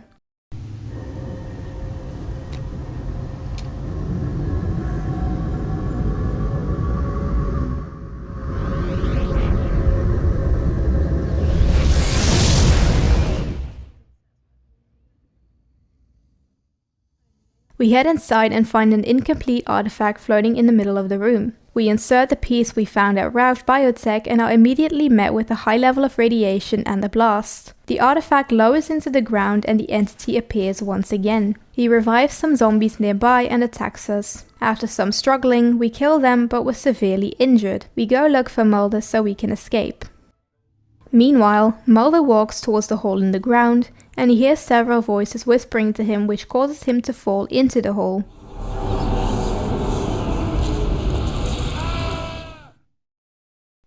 At last, we finally find the alien spaceship. We walk down the corridor and reach the first stage of our final boss fight. Due to the high radiation levels and the entity's power, Mulder's hallucinating again and we arrive back in hell. When we approach the cathedral, we see the man from our visions once again. Mulder tells him he's going to destroy him and the fight begins. The first stage of the final boss fight isn't too hard. We do our best to maintain a safe distance as the monk uses the artifact's power to shoot an electric blue charge in our direction. We kill him with our AK and the illusion ends for now. We awaken in the spaceship and pick up our weapon to kill an alien. Yeah, that's a bleeping dead alien body if I ever bleeping saw one. Another hallucination begins. In the second stage, we're in the prison camp. The fight is over quite quickly because we can easily keep a safe distance from our enemy. We return to reality just in time as we are attacked by another alien. You guessed it, Mulder starts hallucinating yet again and the next to last battle begins. We're in Briar Lake and are immediately attacked by two zombies. We shoot the man from our visions and try to keep him from reviving the undead. Take notice how the appearance of the monk has changed. He no longer has brown hair and a short beard, and instead has turned into the bald monk we saw at the monastery. Hi, editing me here. I don't think I ever explained exactly why the monk changes appearance, so let me clear that up real quick. It isn't explained in the game, so this is me just guessing, but I think that because we are genetically connected to Cancer Man and it is established in the game that Cancer Man knew of the Russian man prior to our case in Red Falls, the vision we have of his appearance, with his dark hair and beard, is the vision Cancer Man has. Cancer Man probably saw pictures of the Russian man back when he was still young, but in reality he has aged and that is why he's now a much older, bald monk. Again, I know it's not a solid explanation and I'm guessing that maybe it's not true. However, since the game doesn't explain this to us, that's just my theory. Our hallucinations from Cancer Man must be wearing off, since we now see the entity for who he really is. We kill him and end the fight. Hi, editing me here again. I promise this is the last time that I'm going to bother you. The reason why I say the entity must have turned into an alien now instead of just a regular man is because the hallucinations have been wearing off. I know I said earlier that he's just a regular monk, however that doesn't mean that he can't have some alien blood inside of him. Like I said earlier, the game doesn't explain anything, so it's very possible that the man has been an alien all along, yet because of the cosmic galactic radiation, his appearance has changed to a regular monk. Again, no explanation whatsoever from the game, so I'm guessing that he just turned into an alien at this stage in the boss fight. Back in the aircraft, we're now charged by multiple aliens. It gets a little harder now since the alien's health bar is extremely high, at least in comparison to the other enemies we encountered in this game. Mulder is covered in blood and his injuries have slowed him down a lot. A final hallucination begins and it's getting tough now. The grocery store from Red Falls still doesn't feel safe to us. We take care of the zombies as fast as we can and shoot the monk one last time. It seems like Scully shut off the power source, because this time he's definitely dead. So at this point I just wanted to talk about how infuriating this game actually is. I wanted to give you guys a little break from my voice by just showing you this clip of me fighting this boss fight. However, I couldn't because when I was recording footage, I accidentally recorded my microphone as well, and if you turn up the audio from the clip right now, it would just be me shouting obscenities at the screen. At this point, I had already fought the boss fight like 5 times simply because I kept running out of ammunition or healing items. I go more in depth about this in another section of this video, but my god, this game does not have any ammo pickups whatsoever. An illusion of Sheriff Smith's corpse lays in front of the aisle and we pick up the stiletto from his neck. The hallucination ends and we fight our final boss battle. We're transported back into reality and see a long-clawed alien, a type of extraterrestrial that is characteristically instinctive. The monk must have turned into an alien due to his powers wearing off. We know he has alien blood inside him, so it isn't unlikely. Again, like I said earlier, I think the monk is part alien, simply because he has alien DNA inside of him, and he just turned into an alien because it's convenient for the boss fight. In the first movie, these vicious aliens broke out of the ice surrounding their human hosts, and at least some, if not all, tried to pursue Mulder and Scully, but the agents managed to escape before the aliens could reach them. This fight is tough. We fight off the long-clawed alien who deals serious damage. It has the power to generate a shield around its body, and it can regenerate its health quite quickly. Several tinier aliens break out of their pods as well and try to kill us too. We're nearly out of ammo and try to outrun them, though our injuries are making it even harder. After many tries, we shoot the alien boss so it drops to its knees, and we stab it in the back of the neck with a stiletto. A rope drops down from the ceiling, and Mulder takes one final look at the aircraft before climbing up. Scully helps him get up, and Mulder yells that they have to head back for evidence, but a white light emits from the spaceship below, and Scully shouts that they have to get out of there. Scully, there's a ship down there. Mulder, we have to get out of here. There's alien life down there. Now, Mulder. We run towards our boat and leave the monastery as quickly as possible, witnessing the departure of the aliens.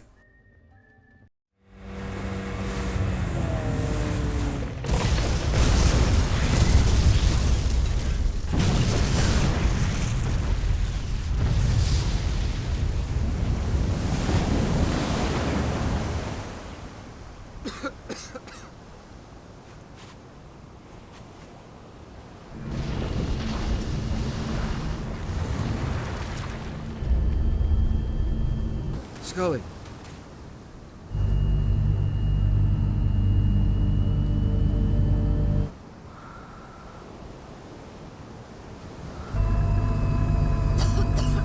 Scully, you have to look.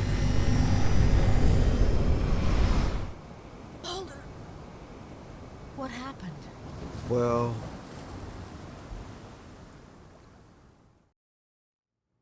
Back in Washington, we're debriefed by the board of assistant directors who don't seem to believe us.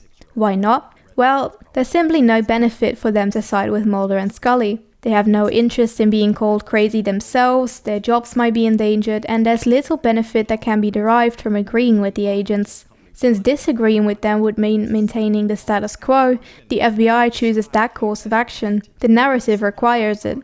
Frankly, the continuation of the X-Files is heavily dependent upon the general public not believing. It's easier to tell a continuing narrative with Mulder being viewed as being delusional than it is to have the majority of people whom he encounters believe in him. Tread lightly, Agent Mulder. They're looking for any reason to shut you down. What, does Kirsch have us on double secret probation? If you won't listen to me as your superior, at least listen to me as a friend. Of you and of the X-Files. Just what Kirsch wants.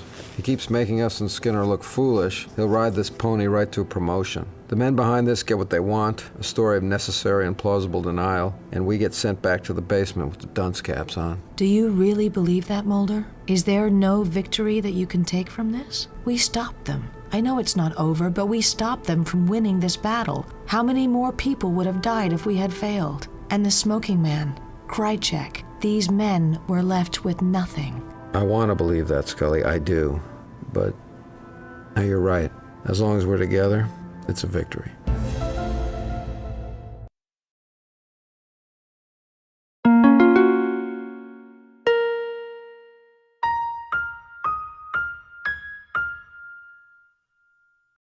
That concludes the walkthrough of the two independent stories kind of meshed into one to make sure this video isn't too long. I can understand if you still can't follow the storyline as it jumps around a lot. Allow me to briefly explain the entire plot once more.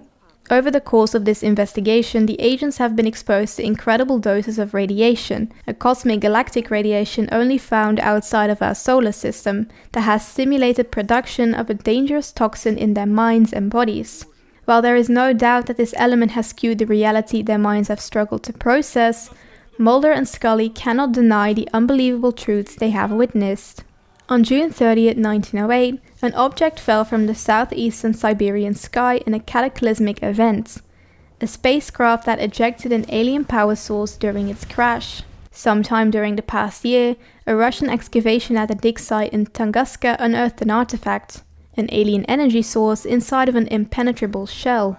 US Special Forces seized the artifact from the Russians and handed it over to a government-run company called Roush Biotechnologies for examination in hopes that they could pierce the outer shell. At a facility called Briar Lake, scientists devised a plan that would prove fatal to innocent victims in a nearby town of Red Falls. Using a pair of harmless girls who were endowed with their shared psychic gift, geneticists infected Mandy and Caitlin Winslow with an alien virus and then cloned their mutated genes to create powerful psychic clones. These clones were able to successfully disrupt the outer shell of the artifact, but in doing so, the artifact began to release waves of cosmic galactic radiation that, unknown to all, infected the scientists and citizens of Red Falls. The radiation slowly killed anyone infected, but also produced a chemical in the body that would soon reanimate the corpses of the recent dead. We saw this in the show too, where an African man was resurrected by the alien ship. The artifact had the power to kill, but also to give life, albeit in a mindless zombified state. After the death and reanimation of one of their own, Frank Hawthorne, the Briar Lake scientists quickly developed an antidote, but couldn't stop the widespread zombification in Red Falls. Another Roush Biotech employee, John Gilnitz, was dispatched to cover their tracks by wiping out the remaining survivors. Krychek helped him by using the girls as a cover-up for the deaths of the citizens of Red Falls at the hands of the Syndicate's experiments. Men within our government, under the direction and control of the cigarette-smoking man, assisted by Alex Krychek, attempted to gain control of the alien artifact and harness the dangerous power within. The cigarette-smoking man knew of an entity, a Russian man, who could harness the power of the artifact. The show already established that important alien religious figures could harness the artifact's power. Working with Krychek, they led Mulder and Scully on the false trail of an X-file concerning witchcraft in order to entangle them within their larger plan.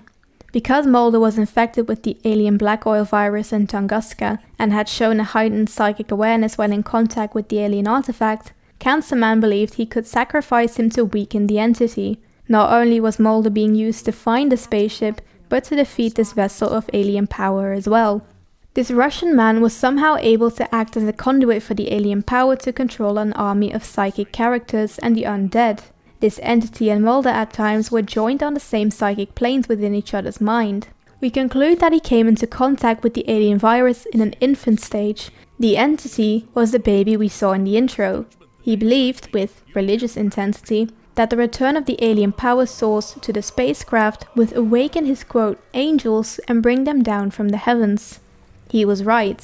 The power source sent out a beacon to a larger alien mothership which collected the lost craft, just like it had done in Africa, but left behind the used shell of an old man who had once wielded the incredible power. While the cigarette man didn't obtain the alien ship or the artifact, our fear and suspicion is that he had an ulterior objective.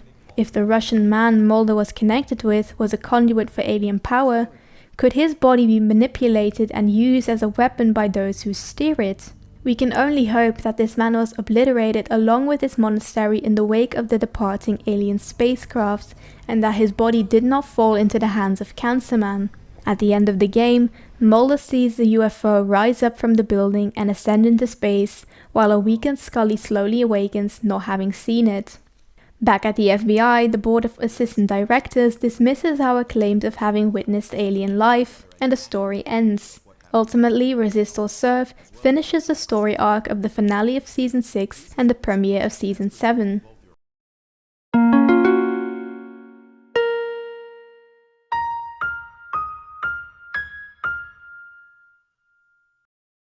There are tons of funny jokes and references in Resist or Serve, which makes the game all the more lovable by fans of the show. I'll give you some examples. When we arrive at Mulder's apartment, I tried going into Mulder's bedroom to get some sleep, but unfortunately the door was blocked by storage boxes. Another small inconsistency, since Mulder does have a bedroom as established in episode 5 of season 6, and his game takes place during season 7. Perhaps his waterbed burst and ruined the carpet indefinitely. Later, when Mulder walks through the maze of corridors in his apartment complex, I'm reminded of the 6th episode of season 6. In the episode, Mulder and Scully visit a haunted mansion where the layout of the house changes too. For example, the agents try opening a door they just walked through, but instead walk into a brick wall or into the exact same room they just left. The hallucinations Mulder has in Skinner's office are likely a nod to the 3rd episode of season 6, in which Mulder has traveled back in time to 1939 and has to evade the Germans aboard an historic British sailing ship, encountering individuals who seem strikingly familiar to him. In the same act, Scully has to hide in Rausch Biotechnology's morgue to evade being captured by security, an homage to the first movie, where she sneaks into a morgue as well to try and find evidence of an alien virus. We're pulled down into the water by a mysterious kraken towards the end of the game. I can't help but recall the 2nd episode of season 3. In Georgia, biologists Faraday and Bailey discuss the decreasing frog population. Bailey goes looking for a missing beeper and ends up getting dragged into the lake by an unseen creature and killed.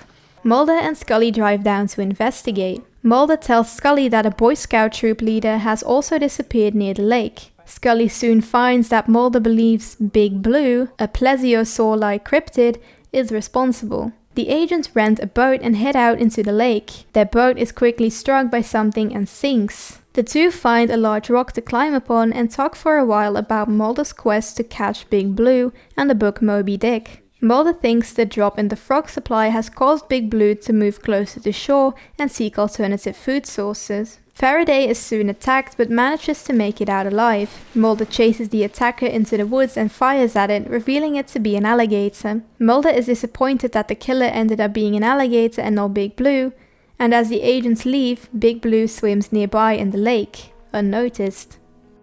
The UFO we fall into is very similar to the one from the first movie. In the final act of the movie, Mulder makes his way to a location in Antarctica indicated by a mole from the Syndicate using an all-terrain vehicle that runs out of gas in the middle of a snowy plain.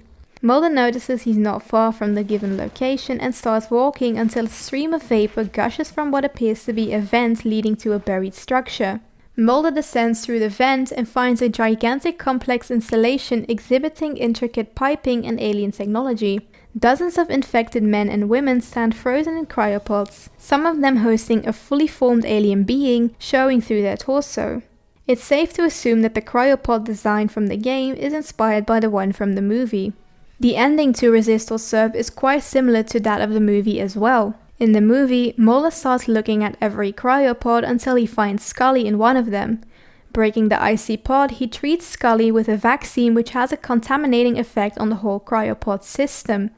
The temperature rises and the cryopod's ice begins to melt, allowing the aliens to break free. Mulder and the weak Scully crawl up through a vent with an alien following closely behind. A gush of vapor brings the alien down and the agents start running on the plane as the buried structure begins to shake. Scully momentarily passes out and Mulder looks at what is actually an alien ship emerging from the snow and flying away into the sky. There are many more great references to the game's developers and the TV show, but I can't go through all of the Easter eggs and funny moments without leaving some room to go and play the game yourself.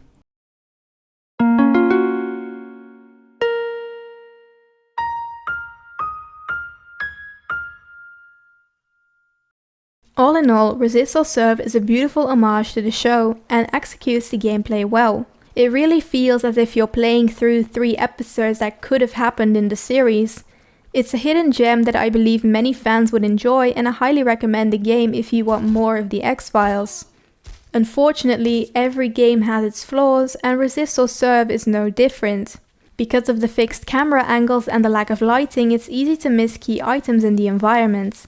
It's the typical flaw many games of the time had. Think of the original Resident Evil and its ink ribbons. For example, in the town center, where we find Mandy, a key lies on the ground next to a bench. There's not a single hint that the key is there, but we needed to progress to the next area. I was lucky that I found it without a walkthrough, but I can imagine people getting stuck here, unable to progress and getting frustrated. Speaking of getting stuck, The game has a significant lack of ammo pickups. We can find bullets scattered around in the buildings we enter and on dead bodies we encounter, but unfortunately there are still too little of them. I had gotten soft-locked several times at the end fight because I ran out of ammo and the final boss can heal itself. When we land in Tunguska, we're pretty much required to only use melee attacks to kill enemies, which I did, but I still had to replay the final act in its entirety several times because I ran out of bullets and healing items. I was also stun-locked so many times by the dogs in this game. When you see one, you better hope you shoot them before they run up to you, because you will not survive. You are unable to shoot because of the animation of getting bitten. The boss fight with the aliens was extra hard because the tiny ones all ganged up on me and I couldn't really do anything about it. Using the stiletto to finish off the aliens is also quite difficult for me because it has to be done within a split second of the icon appearing. You also have to make sure you're standing behind your enemy while you stab them, which requires extra time you don't have. You can fix this problem by playing as Scully, seeing as we never use the stiletto as her. The final boss fight is easier and she encounters less enemies throughout her playthrough. I wouldn't call it a good solution though. As I said earlier, Scully's story does feel like a DLC since she only encounters 2 small aliens in the entire game. While Mulder learns that the government is involved with the Winslow twins and the experiments they conduct, Scully almost feels like an afterthought. The only thing Scully discovers by herself is that Mulder and the Cancer Man are genetically connected to each other, and that the brain surgery took place. I guess it bears resemblance to a real X-Files episode. Mulder sees aliens and Scully doesn't believe him.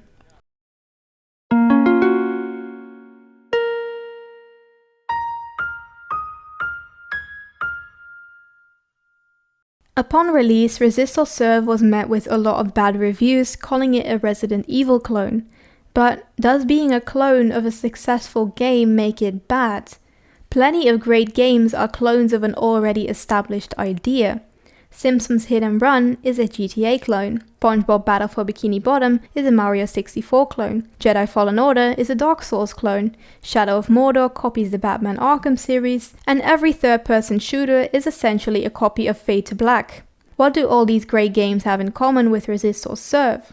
A great blueprint. If the blueprint works in function of the story and the franchise, why wouldn't we use it to make an X-Files game? It's not a bad thing for a game to be similar to Resident Evil. It's a testament that Resident Evil invented a formula that works. I also don't believe it was Vivendi and Black Ops' intention to make a niche game that would surpass RE. A lot of licensed games from the 90s and zeros were absolutely horrible. The few games we can all agree are gems are copies of another game. Again, the blueprint works within the story and the franchise. The Godfather is a great GTA clone because the open world and mission mechanics are a great core to build upon. The only way a Godfather game would work is in this formula. You wouldn't make a puzzle game of the Corleones. Every TV show in the zeros had a tie-in game. Lost, ER, 24, Prison Break. They were all extremely mediocre and even bad games. But they weren't made for hardcore gamers, they were made for gaming fans of the show. Fans that couldn't get enough. Licensed games mostly sucked, but they were finished on release, they contained passion, an already established world, and more source material than you could ever ask for. Nowadays, games are unfinished or even broken on release, and almost immediately DLCs are announced. The new LEGO Star Wars trilogy came out and was called The Complete Saga, yet somehow players still had to buy character packs separately to actually own everything the game had to offer. There's no reason why these DLCs and packs couldn't be included in the base game.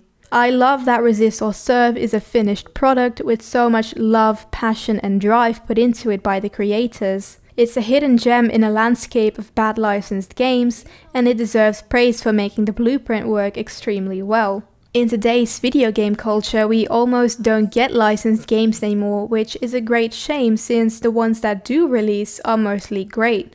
Spider-Man, Batman, Harry Potter and Star Wars have gotten amazing games in the past years. Even these games have a similar formula, an open world with lots of baddies we can beat up and a main questline to defeat the big scary villain. Unfortunately, nowadays only big licenses get a video game. Smaller licenses get banished to the world of mobile apps like The Simpsons, Toy Story, etc. It's sad to say that the biggest chance we have of seeing Scully and Mulder return to the video game landscape is in games like Fortnite or Funkoverse. Games where they wouldn't be the main focus, but instead an accessory to dozens of other franchises. People complain about games that follow the Funkoverse and LEGO Dimensions formula, but games like those are the closest thing we'll get to a good, fully fleshed out single player of old franchises like Jurassic Park, Alien, The Thing, Back to the Future, and so on. Games like Funkoverse and mobile games are the only way to immortalize these great movies and TV shows in this format, because they can no longer exist as an independent game, which is a great shame. Thank you so much for joining me today as we dove into the captivating world of the X-Files Resist or Serve. From its stunning to immersive storyline, we've explored every nook and cranny of this gaming experience. I hope you've gained a deeper understanding of the intricate layers that make up this gaming masterpiece. Delving into its mechanics, narrative nuances, and artistic details, we've uncovered a wealth of insights that truly define its brilliance. If you found this analysis insightful and thought-provoking, don't hesitate to show your appreciation by liking and subscribing to my channel. Did you notice any details that I might have missed, or perhaps you have your own theories about certain aspects of the game? I'd love to hear your thoughts in the comments below, and let's keep the discussion going. Remember, video games are more than just entertainment. They are a canvas of creativity and storytelling that invites us to explore, question, and connect. Again, thank you for joining me on this adventure. Until next time, and keep unraveling the mysteries.